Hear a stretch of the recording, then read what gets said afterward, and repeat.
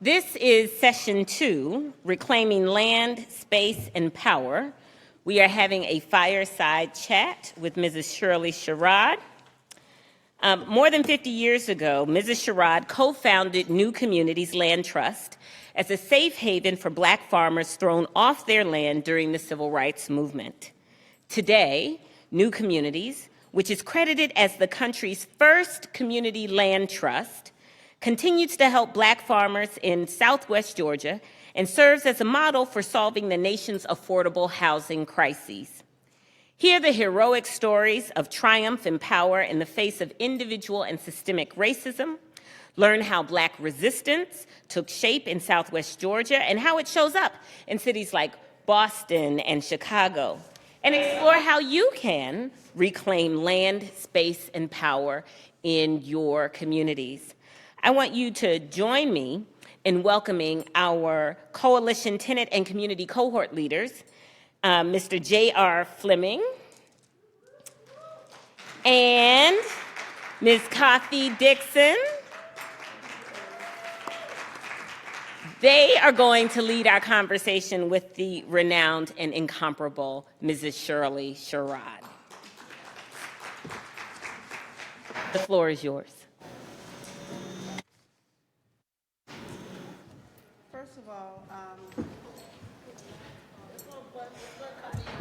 Some of you may know, and I'd like to share with you and offer Mrs. Sherrod a moment of silence and prayers and condolencing of the recent passing of Reverend Charles Sherrod, who was a juggernaut, to say the least, in civil rights movements around land access, land sovereignty, voter registration, civil rights as a whole. So if we could just take a moment out and share prayers as we join in the space to continue to figure out what social justice, civil rights, and human rights looks like for people with housing, police reform, and also judicial legislation.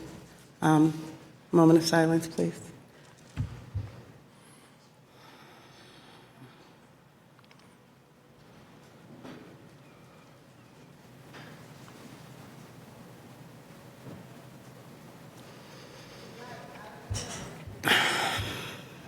Thank you so much. It is very appreciated. And we are sitting here today. I'm always amazed at how you really never know who you're sitting next to or who you're talking with, and the power that they carry in their bodies and in their voice, and what they've done in this world, and how many people's lives they have changed. And Mrs. Sherrod doesn't know this, but I am also an urban and a rural farmer, and would follow her around anytime she dared to come near the Northeast, just to sit with her. And Mrs. Sherrod actually is the reason why I understand it takes 12 hours to get to upstate New York if you're going from Boston through Massachusetts, rather than if you go through New York. When you go through New York and take the bus up, it takes about 12 hours to get to the upstate New York. And I took a bus and a train during Christmas time in the snow to sit with Mrs. Sherrod at a conference one evening. At a time when I was fighting for land myself. In her words and the words of Ms. Sherrod and Ben Burkett and so many other POC developers, cooperative developer, land trust developers, civil rights activists, continues to give me and a lot of other people in this room and throughout the United States a will and hope to continue. With that said, I'd like to introduce my co-panelist, JR, who will have a quick introduction of Mr. Sherrod. And after his introduction, we'll get into a few questions that JR and I may have as advocates for land trusts, community land trusts, housing cooperatives, and that we hope today in this session that we can ask questions to support everybody in gleaning new strategies forth especially with HUD policy changes and Farm Bill changes that are coming in the near future. So thank you, JR. Thank you, thank you, thank you. Right off the back, I want to start by saying today we are honored with the presence and knowledge of Ms. Shirley Sherrod, co-founders of New Community Land Trust. And today we're going to learn how to reclaim land, space, and power. I want to say in this day and age of housing insecurity and instability, we the people have a chance and a choice to choose alternative ways to stabilize housing, land for future generations to come. In the spirit of Sankofa, we have a chance of taking from the past what is good, like New Communities Land Trust, bringing it into the present to make progress for our future. For those of you who don't know me, I'm the co-founder of the Chicago Anti-Eviction Campaign. I took an extra legal way of reclaiming land and housing for the homeless. About 14 years ago, my organization started taking over vacant and abandoned housing that we did not own, fixing it up for homeless women and children. I later learned that that wasn't sustainable. With 86,000 vacant homes in Chicago, I wasn't going to get to that number. And so I later grown and to learn from the past. Instead of reinventing the wheel, I began studying alternative housing models, which led me to a gentleman by the name of Gus Newport, who then directed me to New Communities Land Trust, Ms. Shirley Sherrod, and her efforts that created the very first land trust in America. So as a student of her work, I sit here to tell you I stand on the shoulder of a giant. So do we all. So it's an honor to sit next to her and to have this chat about what we as organizers, advocates, and activists could do to better housing stability for our future. So I'm honored to learn more and more each time I see you about Community Land Trust. Yeah. And with that said, I'd like to turn it over to Coffee to begin the Q&A part. Yeah. Some may ask, what would a Shirley Sherrod, as a farmer, as a land trust developer, as a civil rights leader, what would we have in common with housing organizers, right? And what are some of the intersections that we can see through access to land and community development, as well as access to fair, safe housing, and how we can learn, right? One of the things that I think that a lot of people fail to understand when we talk about what is justice in housing or land are some things that Mrs. Sherrod talks about in her book, The Courage to Hope, How I Stood Up to the Politics of Fear. And one thing that we can all share as tenant and tenant leaders is sitting in places of fear often, right? How do you stand up, not just for yourself, but for people who may not even know that you're standing up for them? That's true.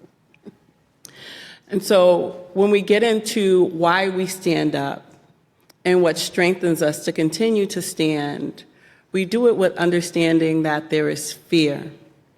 There's a famous quote by Howard Zinn that nobody wants to be the blade of grass to be stood up amongst the rest to be the first to cut down. So when we think about standing up, the question I have for Ms. Sherrod is, in your book, you talk about growing up on a farm in Georgia. And how did your experiences shape your views on agriculture, the importance of land ownership, and the importance of equitable spaces? I have to be very honest with you. I grew up on a farm in a community that was owned by my family. So we did all of that hard work on the farm. And as I picked cotton during those years, I would look at the sun and say, you just wait until I get out of high school. My goal was to get as far away from the farm and the land and Baker County, Georgia, as I could get.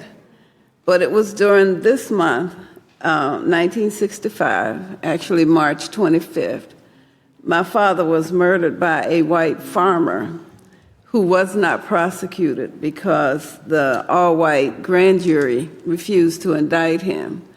And on the night of my father's death, I was the oldest. My mother was 7 months pregnant.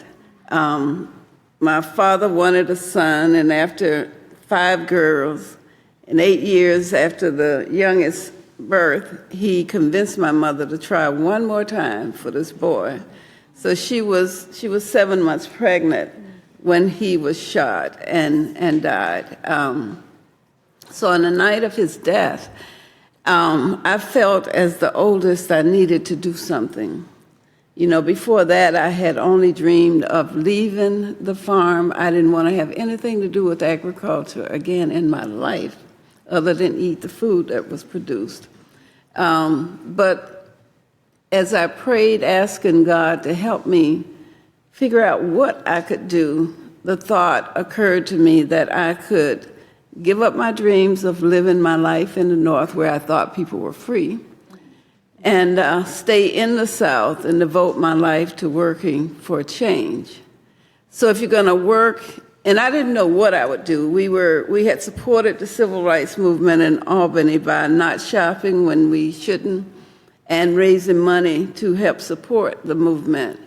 Baker County was a particularly hard nut to crack. We had a sheriff that was worse than probably any sheriff you've ever heard about. He ruled the county. You couldn't even drive through without being stopped. And for a black person, in addition to paying or going to jail, you could lose your life as well. So my husband, who had been working in the movement in Albany since '61, I would tease him saying, yeah, you went to Dawson, you went to all these other places, but you had to face the gator in Baker County. But after my father's death, they came into the county to help us start the civil rights movement. And I can remember being in the church for that first mass meeting that I attended, the singing. Oh my goodness, I just knew here Charles Sherrod had come and helped people who lived on plantations who had everything to lose. People from plantations as well as and landowners and everyone coming together to fight the gator. And that took a lot of nerve. He had killed probably at least 6 black people by then, and maybe even more. But I knew then this is the way I would carry out the commitment I made on the night of my father's death. I'm committed to stay in the South.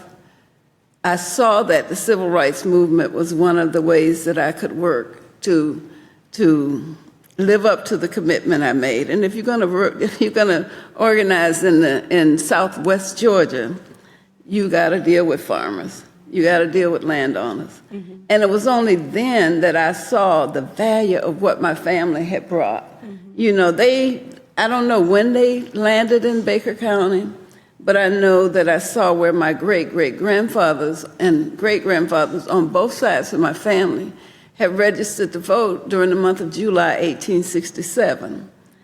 I also traced, I don't know exactly when they bought the first land, but they sharecropped together in order to buy land so that every family unit had land, and so much, probably altogether about 4,000 acres or somewhere between 4,000 and 5,000. It was known then, it became known as Hawkinstown. Is still known as Hawkinstown because my grandmother's family were Hawkins. So it was only after my father's death that I stepped back to really see what we had and really see the value in what they had and actually feel the lessons that my grandparents and great-grandparents had tried to instill in us. I saw the value of land ownership and what that could mean to a family. That land educated so many of our family members and continue to provide a place for homes and activism, you know. So it was only after that shock, and I think that was like 58 years ago this month, that my eyes were finally opened. Can I ask one more question? Mm-hmm. Thank you, Mrs. Sherrod. And in bridging this conversation from this panel out into the audience and back again, and making these connections, which we all know are present around the experience of the shock. What happens that shocks us into activism and advocacy? What happens when we're standing in courts by ourselves, right? What happens when we make it through something, as our esteemed speaker was mentioning and talking about epigenetics, talking about community, talking about trauma? What happens when we make it through that point and then finally go to sit somewhere in the corner and just be thankful that we were able to hold on to our apartments, or even be thankful that even if we didn't hold on to our apartment, to be thankful for something little like shelter or a space in a family's house, right? And to feel that these issues are individualized and that we were the only ones to experience that. And just to turn around and to be sitting next to somebody who had the same exact experiences and to be able to name them as violent experiences.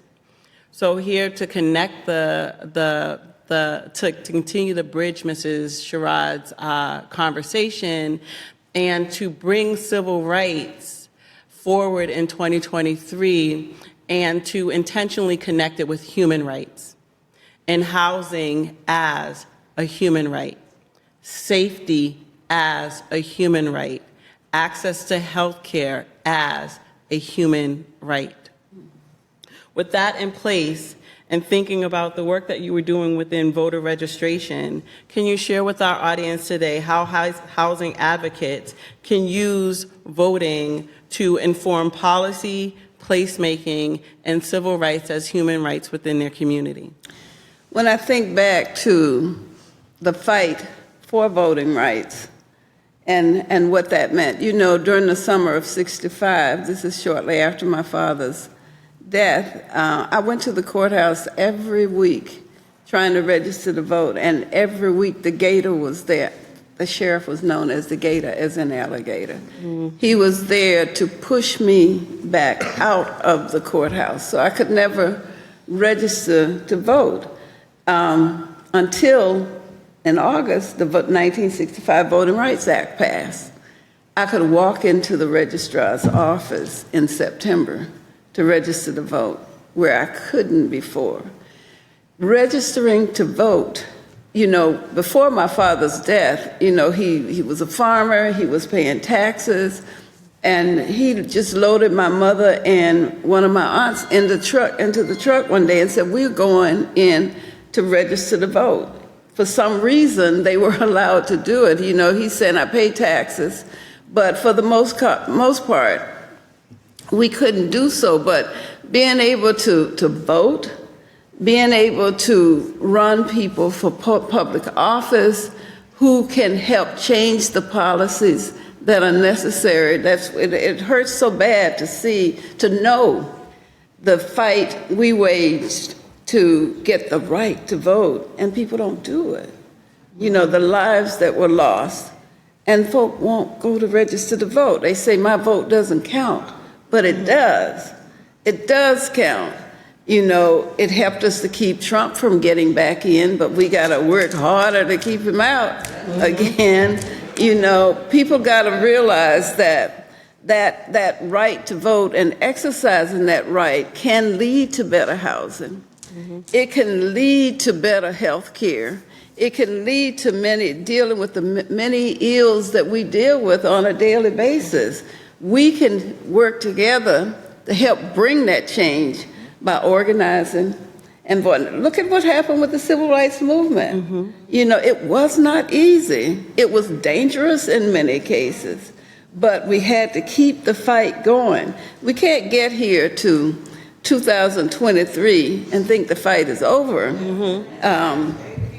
It's even more important because they are slowly taking back all of the gains that we fought so hard for, that people died for. So housing is one of those. Healthcare is another. And we could go on and on about the things that we need to organize and fight for in 2023 when we thought that fight was over.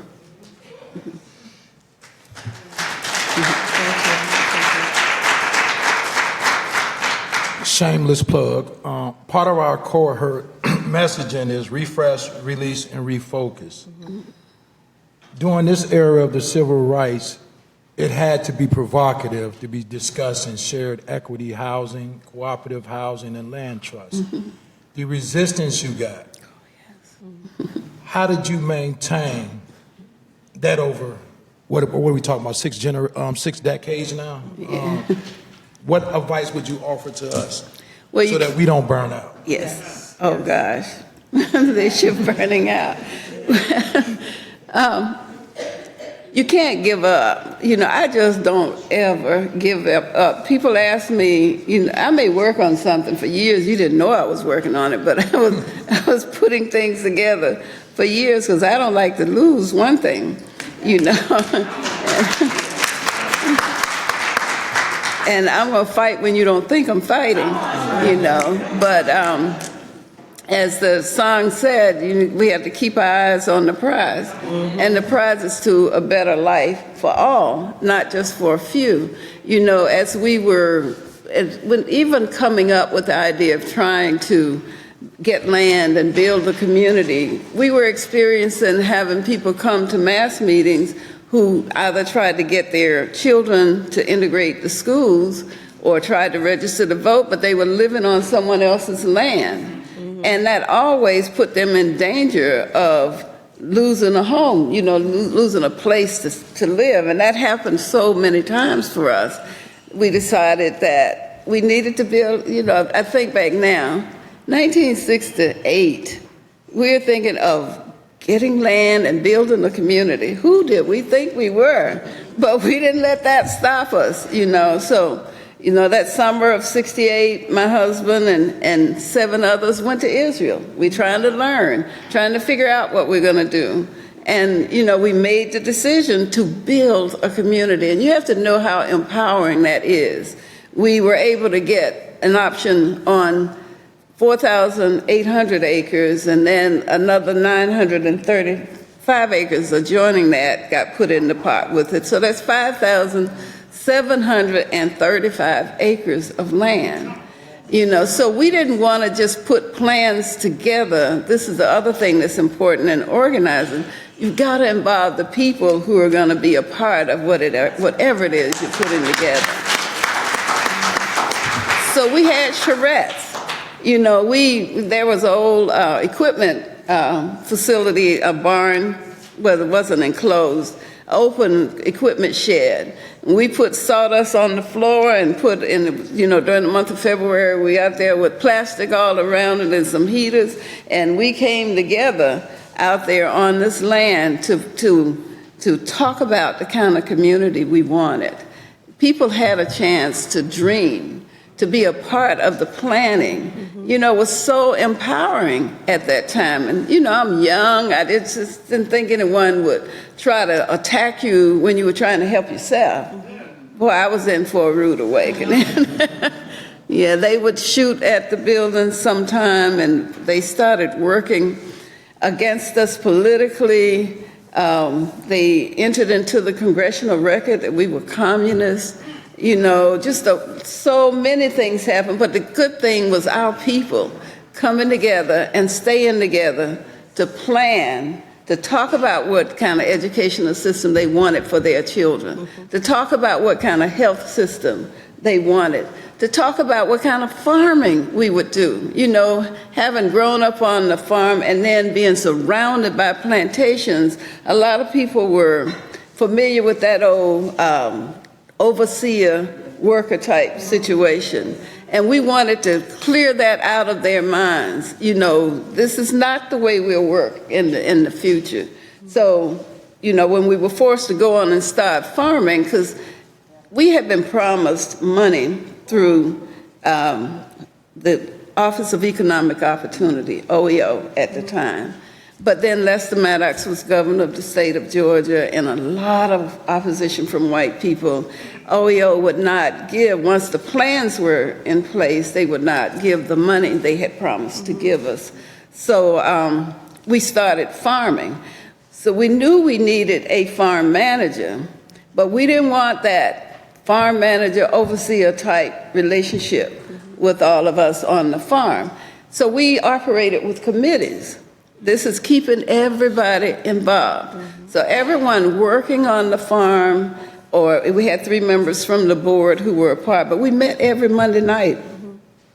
Every Monday night. This is what you have to do when you're trying to help change the mindset of your people.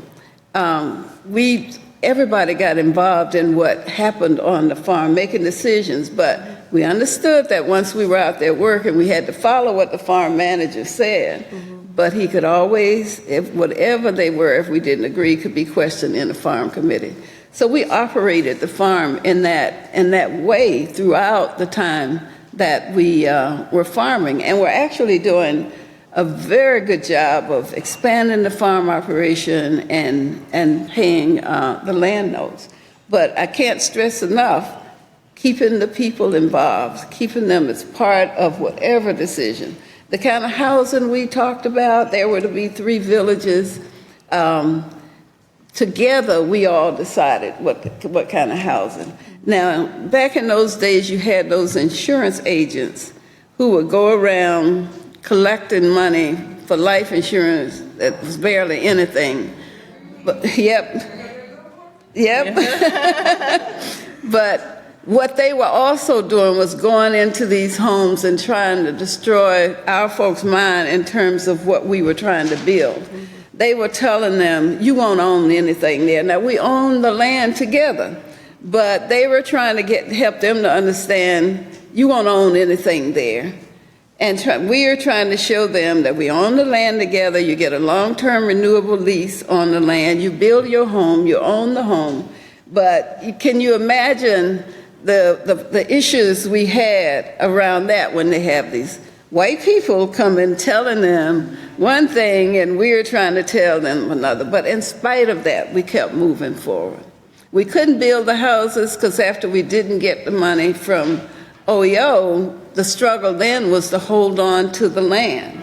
And that's why we started farming. We couldn't even get a loan from the Farmers Home Administration. We couldn't get anything from the government during that time, so we had to look to outside sources to get the money to do the farming.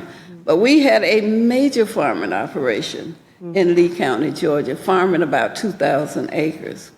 Yeah. Thank you. Again, whether farming or doing housing development or doing community development, we're sharing in the tools to sustain, to strengthen ourselves, and to continue forward, and also how to, again, take care of ourselves and avoid burnout. One of the things that I think a lot of tenant leaders, farmers, human rights advocates, civil rights advocates, people who are supporters of Black Lives Matters, one of the things I think we all have in common that we've spoken about in so many words tonight is experiencing retribution.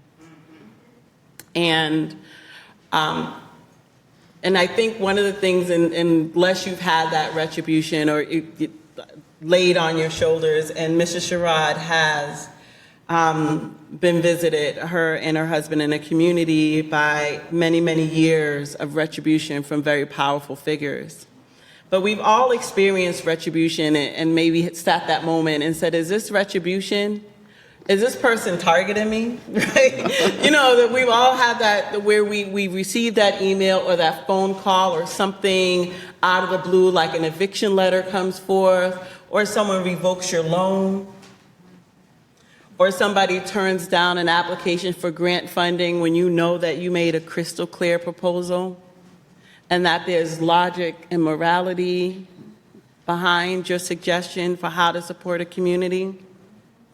How do you talk, not even just prepare yourself, but how do you talk about retribution from people in positions of power to a community that you want them to understand that you being in community with each other and centering is a way of stabilizing and having resilience against that retribution?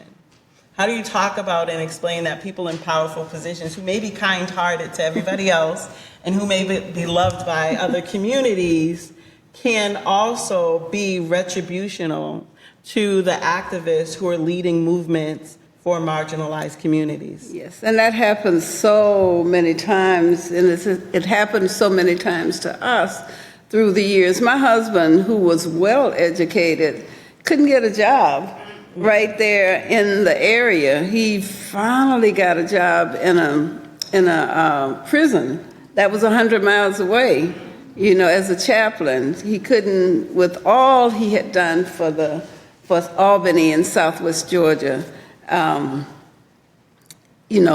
it happened time and time again. And it'll continue, but we have to show people that it's important to have that support by others who are around you, who understand what you're going through and can reach out to help. There were many times we didn't have that, I can tell you that. But community is important, and we have to find that community.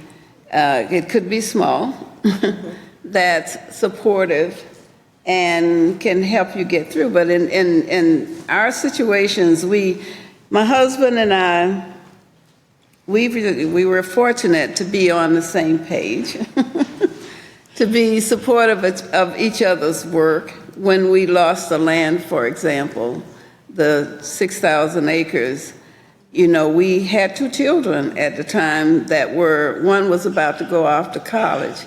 And I understand that sometimes, as women, we know what we have to do. We have family. We don't have time to grieve in the way that we should. But we have to balance. It took my husband about 9 years or more to really get over the loss of 6,000 acres of land and so much work and so much of his time, so much of his dream to see that over. So in his case, he had a wife who understood that.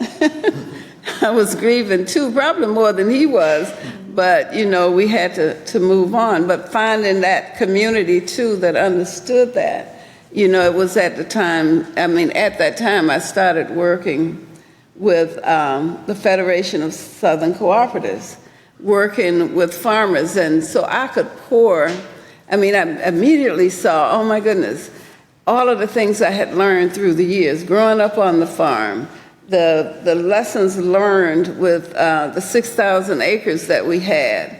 I could pivot now and help so many farmers to not have to go through what we went through in terms of fighting the agency. I was fearless at one point. I can think of some of these county supervisors where I'd go in and, they're acting like they act. And then in one case, for example, I tell this story all the time. The farmer had received a letter saying he needed to come in for an appointment. He called me. I met him, he and his wife at that office, which was about 55 miles from Albany. And the guy is telling him, I'm going to foreclose on the farm, the land, and the next I'll foreclose on the home. And the farmer's wife is crying, and this guy is just talking and talking. One thing I had to do, was learn their regulations better than the people they had in those offices. So I knew that he couldn't do what he was threatening to do, because there were things he didn't do leading up to that. So I'm waiting on him to stop talking, but he wouldn't, so I stopped him. And I said, will you put that in writing? I knew he couldn't. See, so he pushed his chair back from the desk and started looking at the floor. He eventually turned all the way around looking at the floor and then came back to eye contact with me and said, I ain't putting nothing in writing. And boy, we went at it. All I know is the farmer's wife stopped crying, and we stopped, and he told them they would get the foreclosure notice in about 6 weeks. And so every time they got something from his office, if it was a decision being made, we appealed. I can tell you that farm is still in that family's hand today. You had, I could be fearless too, because no one locally in Albany controlled my paycheck. Now, we struggled in the Federation. There were so many times we would be almost 3 months behind in pay, but we kept working. But white people locally couldn't control my income. And that made it possible for me to face them and fight them and do everything else I needed to do. Organize cooperatives, organize credit unions, whatever was necessary to help keep farmers in business. Those are some of the things we did. Thank you. I'll let JR go. So we're going to open it up for questions in a sec. But before I do that, I wanted to take my hat off, right, in honor of you and all the women in this room. I've been in this movement 20 years. And as a student of the civil rights movement and the human rights, I've been mentored 90% by women. I hope it brings you justice, peace, and joy to see a room full of women continuing to work, knowing that in the civil rights movement, women was marginalized. That's but right. I thank you for your contribution. I thank the women in this room for their contribution. And we truly appreciate all you have done to get us where we are today. Thank you. So if anybody should have any questions, I'd like to open up a question portion. Reaching back for something Mrs. Sherrod just shared with us, learning about the regulations. And it reminded me of something another farmer told me as a mentor, and said that the oppressed have to know their oppressor more than the oppressor knows themselves. And another person that I respect dearly, connecting to something they taught me about listening and speaking with a factual ear and voice. And a lot of times when we're experiencing violence or anxiety or destabilization, we often hear with an emotional ear and speak with an emotional tone. But it is very easy for people who are oppressing us and determined to make us feel lesser in that moment and accomplish the goals of having us feel small when we are carrying more power than we realize in our communities.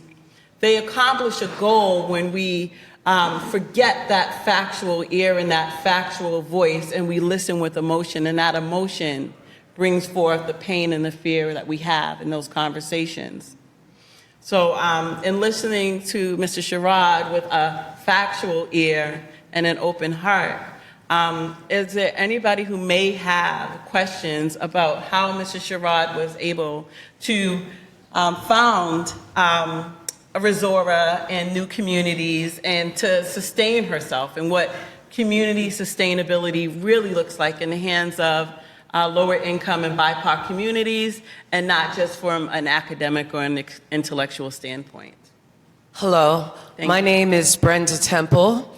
I am with the Committee for Independent Community Action, founded by Dr. Lenore Fulani in New York. I live in Oceanside Apartments in Far Rockaway, Queens. I'm on the board, and I am a community activist. So I can identify, even to today, what you were talking about from the past. And like Rebecca was saying, that we learned from our ancestors from the past, how they got through the struggles and continue to survive.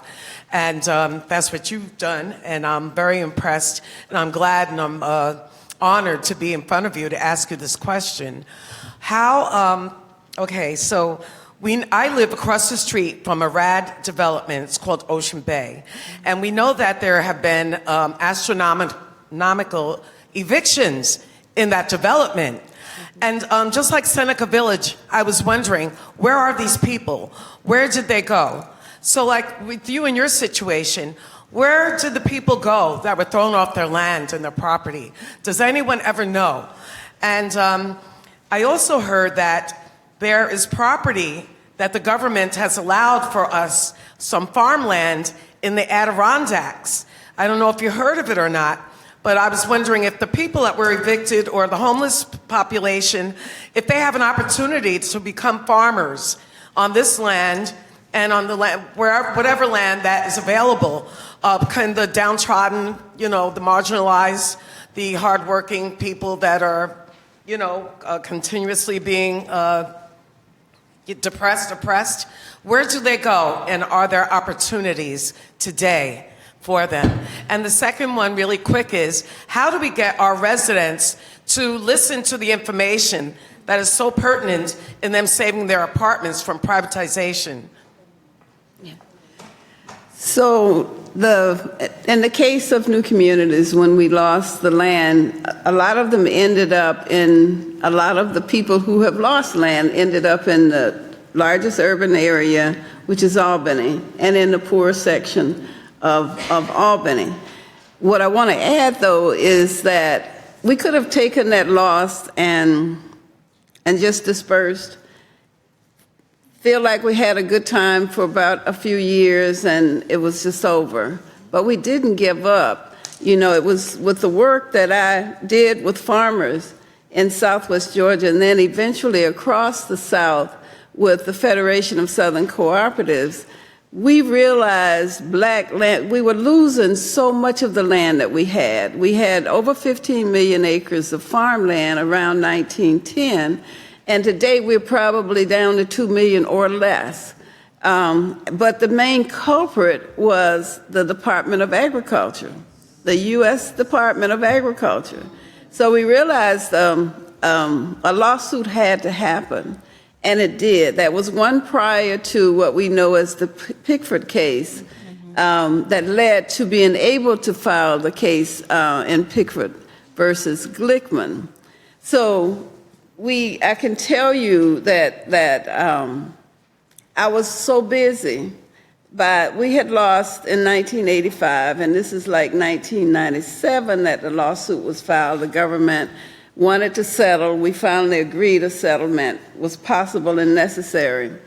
So I was so busy trying to help farmers from Texas all the way back. Understand, you only had 6 months to file a claim.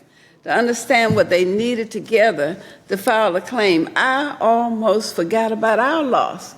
I was so much into the loss of all these farmers. So I'm driving from Alabama one night, and where I had been working with farmers, and a light bulb went off. Oh my goodness, we can file a claim in the Pickford case.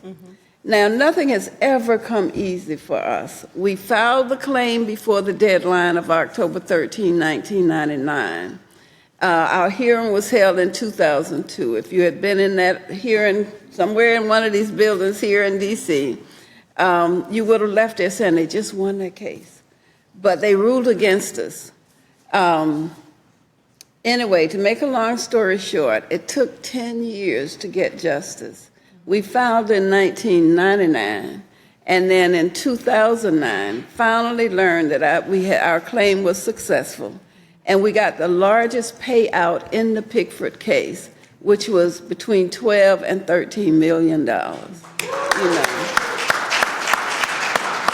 So now we had a chance to do it. I mean, we have money now. It was also that same month, though, that I got a call from the White House saying I had been selected as State Director of Rural Development for the Department of Agriculture. To be very honest, I did not want to take it. They had tried to get me in under the Clinton administration. It didn't work. And now I'm being offered a position with the Obama administration. But I had to think quickly. I didn't know that no one had ever been in that, no person of color had ever been in that office. So I knew I had to do it. Yeah. But I'm learning just 3 weeks after learning, we finally had money and we can get going again with New Communities. Now I got to go. And I'm sitting here feeling emotional because I'm struggling to continue to talk about housing, also while wearing my dual hat and some dusty boots and a sweatshirt upstairs as a farmer. and a 5-year struggle that I was dealing with at our last conference at Resora, where I was told once again that I didn't make it onto a farm service committee that I've been trying in every election. And I was crying to some of the members, and they were trying to give me a pep talk, and I was just like, it's okay, right? But to think about what it is now at this point, again, providing us with tools about understanding the regulations, understanding policies, some takeaways, being willing to litigate. A lot of marginalized communities, again, with an emotional ear and heart and voice, we often forget that there are policies that have been put on the books by civil rights leaders like Mrs. Sherrod and Mr. and Reverend Sherrod. We miss the work of our forefathers, our ancestors, our mentors, and not elders in age, but elders in concept when you're doing this work as a little girl growing up on the farm and you see injustice and it's embedded in you, right? And that none of this happens overnight. So in tools of thinking today, as we come to the conclusion of our talk, is around thinking about understanding policies and regulations, finding like-minded souls who understand the retribution, teaching them how to tell their stories, finding allies and accomplices, never giving up, even when you lose. And, oh, I'm sorry. Yes. Oh, I just want to say thank you for that information, like you were just saying. Education. Yes. Having the knowledge of what we need to know.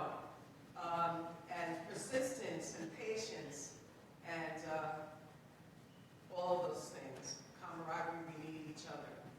But my question also is, for today, the people that are being evicted out of public housing, is it a possibility that they can go to a place where there is an opportunity to become farmers and own a piece of the land, or become a business owner and sell those goods and those wares, to start their lives somewhere else? Do you think that becoming a farmer is a possibility for these people and their families that are displaced today? In sitting here in the shadow of Mrs. Sherrod, I wouldn't dare. I was reluctant to bring up my work as a farmer and a cooperative developer of over 900 women, the Common Good Project and Women of Color Cooperative in Boston as growers. There is always a space to become farmers. And a lot of the work that Mrs. Sherrod has done and other farmers are doing are education and community development, education and job training, education and advocacy. So whether it's an electrician, a plumber, a lawyer, or a farmer, a lot of the work that we will need to do to have that resilience has to be grounded in education. Without getting into the politics of land access in the United States, I will say that the human rights violations that we're experiencing in housing also extend to land. As we're thinking about farm bills and HUD regulations, and that part of that education needs to be and keeping an eye on what our Supreme Court is doing at this very moment. So community development, whether around housing or apartments or around farmland or agricultural sciences, we have to be informed as a way to speak towards some of the changes that are coming and have been coming for a long time. We have a question on Hold on. Zoom as well, if we want to answer that question really fast, and then maybe we can answer one more question in person. Two more questions.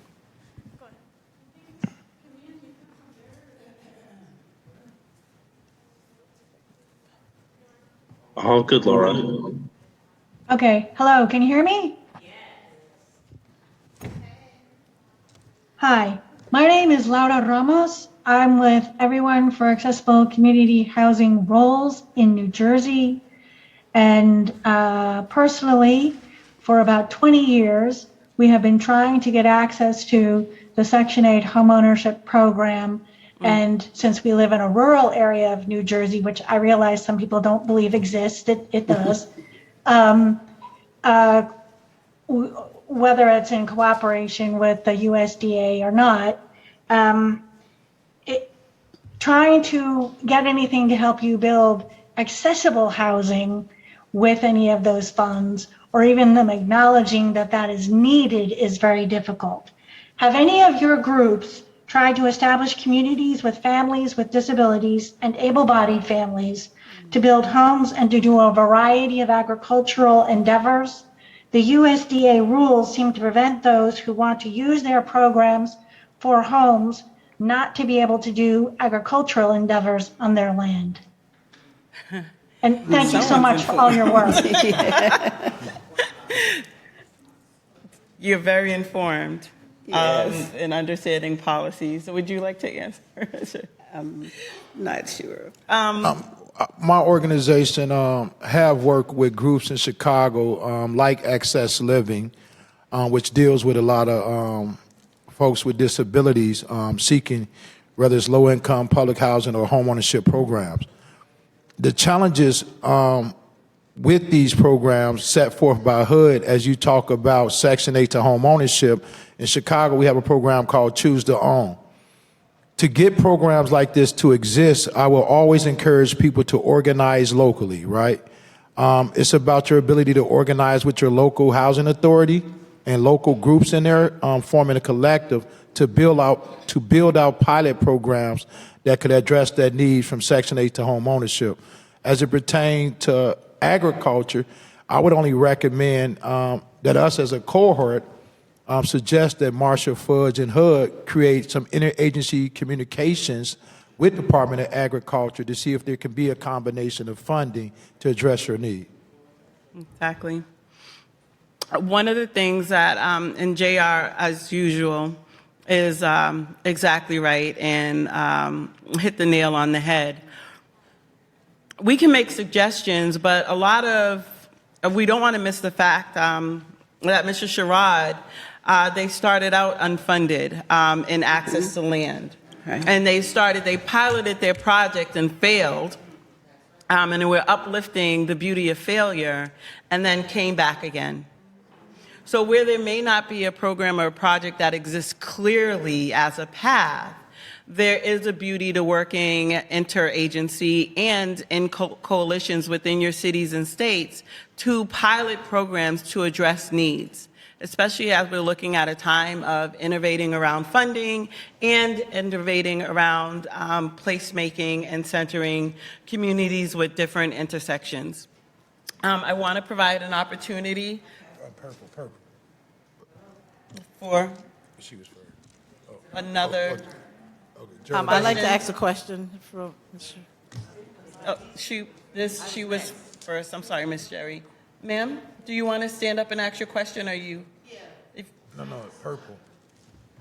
Hi. I just want to speak to what you were sharing about this fight in the process, and also what you were saying about to not be afraid of litigation. So there are some situations where you have a fight and you can't afford litigation. In cases such as that, what do you do? And is it one or the other, or sometimes both? Because there have been cases. Yeah. Okay. Can you hear me? Yes. Yeah. There have been cases where people have taken a landlord to court, like say for violations. They've been found wrong and they ignore it. It doesn't do anything. So I understand process and that it's a fight and that litigation is an option. But what do you do when litigation is not an option because you don't have the finances or you've already been through that process, the landlord has been found guilty, and there's still no change? A strong community partner. A strong community partner that can assist you in finding pro bono legal assistance, even if you may not have a legal assistance agent in your city. But a strong community partner. You'd be amazed how some of these smaller cases are making it through the ranks to the Supreme Court, right, Mrs. Sherrod? Yes. So is that saying that you just keep taking them to court, you take them to court, they're found in violation, So then now you go get a pro bono lawyer and you take them to court again. So now And they're that- found. It's like we going around in circles. No, it's not. And we don't want to miss what Mrs. Sherrod is trying to communicate. Mrs. Sherrod's work spanned over 58 over years. 50 years. And so, and it does move to a point when you're trying to address your own issues, where your continuing path is about creating precedents for the people behind you. So it's not to be exhausted by the repetition of what you're doing. It's to embrace the fact that you are, what's the word I'm looking for? That you're building resilience. Yes. That you're building resilience and you're setting a precedent. And we have to remove that one time, two times, three times. Our history as BIPOC people, lower income people, marginalized people, disabled communities, says that nothing happens once or twice. And the fact of the matter is that we are in this movement for the long haul and to take it to wherever it needs to go. Thank you.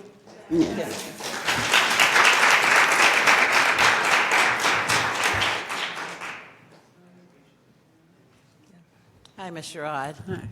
Thank you so much. Can you hear me? Yes. Okay. Ms. Sherrod, thank you so much for that presentation. I really appreciate it, and I really enjoyed it. My name is Geraldine Collins, and I'm from the South, but I live in New York. I was something like you. I wanted to leave the South for better things, but I ended up staying in the North. Ms. Sherrod, a question I want to ask you. In the South, where my family live, we have land. And we notice that every year when we pay taxes on that land, they have given us less and less acreage. So how do we check into that? We've gone to the clerk of court, and they said, oh, you have to go and do a survey of the property. We surveyed the property. We come back 2 years later, another couple of acres has been taken off the property. So how do we pursue that? You really need to get an attorney working with you. I was going to ask if the land had been surveyed and they're still taking land from you. See, and I warn people all the time, you can, someone who wants your land can put up a sign or a fence or whatever, and you don't challenge it. And after so many years, it's legally theirs. So it really puts you in a position where you have to continually stay on it. You need to challenge that. Don't accept that you've lost two more acres, especially after you've had a survey done. Yeah, but the house is Someone still wants on the land. that property. Yeah, the house is on the land. There's still a house there on the land. Yeah, but whatever reason they are giving you for having 2 acres less, you got to get it. You need an attorney because you need to challenge that. If you've had it surveyed and it said 40 acres is yours and next year is 38, you cannot accept that. We have an attorney, but it's the good old boy. Oh, gosh, and that's another problem Strong because some of them will end up charging you, you don't pay the bill, and they own a portion of the land as well. I've seen some of every kind of situation with that. So you got to find the right, there are some attorneys. What state is the land in? It's in Ridgeland, South Carolina. Yeah, the Federation of Southern Cooperatives has a good staff of attorneys dealing with their property and so forth, and that could be one place to start. The number there, if you have a pen, Yes. is I'll get it from it's 404-765-0991. It's the Federation of Southern Cooperatives, and they work throughout the South. And one of the things we might want to think about as communities, because there was a great migration that happened in the United States after Reconstruction, and a lot of people who are living in poverty and jeopardy of homelessness don't even realize that under heirs' rights that they may have access to land. And what the Federation has found, and so many other black farmers and land right advocates have found, that there are a lot of heirs to land in the South who are living in the North and don't even realize that they were through, I forget the legal name of it, when people, through family members dying intestate. States.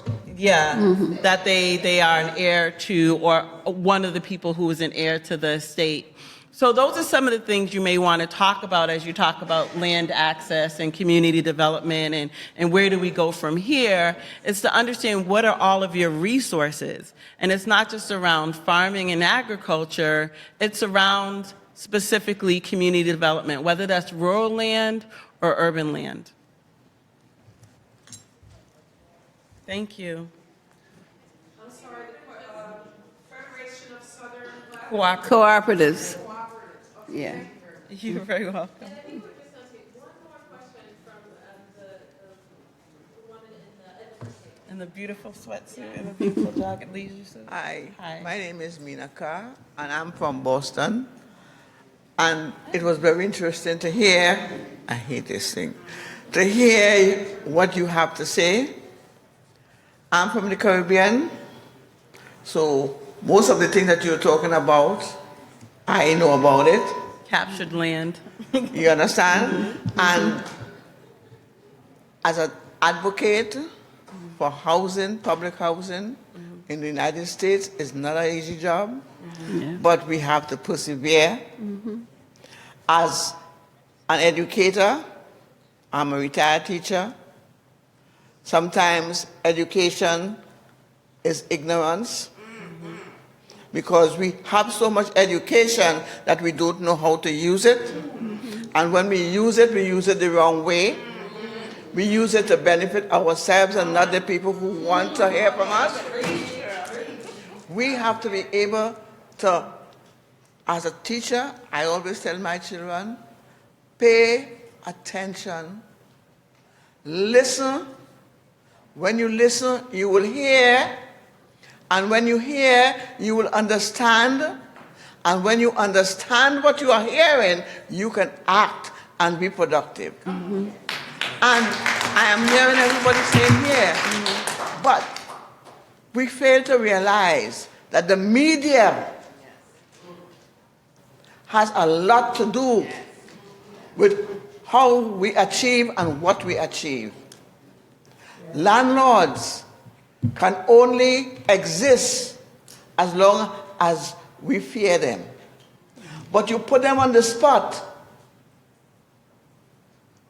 and they have to come back. They have to come back because they realize everybody is looking at them now. Right? I tell people, learn your rights as a tenant in this country. When you know your rights, they can't fool you, because you, as Mrs. Gerard said, they can't fool you because you could say, okay, show me this. Show me where you see this. But if you don't know to show them, they will put you in a hole. So when we're talking, we have to understand that we cannot give up. Because you know something? Our foreparents didn't give up. They struggled through everything, and they survived. And by their survival, they left a lesson for us. And if we ignore that lesson, we would always fail. But there is power in fear. Simple as it means, there is power in fear. Because you can use that fear to overcome that power. But you cannot overcome that power if you don't know your rights. Right. And together we need to understand the power of not just education, Ms. Mina, No. but of also any good preacher or pastor on a Sunday worth his weight in salt will talk about what it is to have discernment within our community. Yes. That you do not have to sit across from a college student who's convincing you that a policy might be the best policy for your land or for your housing development or around your own apartment, but that whether you have education or not, it goes hand in hand with discernment and determination and faith too. Yep. Faith is a little sister running behind them. So thank you very much. It's appreciated. Please join me in celebrating our wonderful panelists today, Mrs. Shirley Sherrod, Kathy Dixon, J.R. Fleming,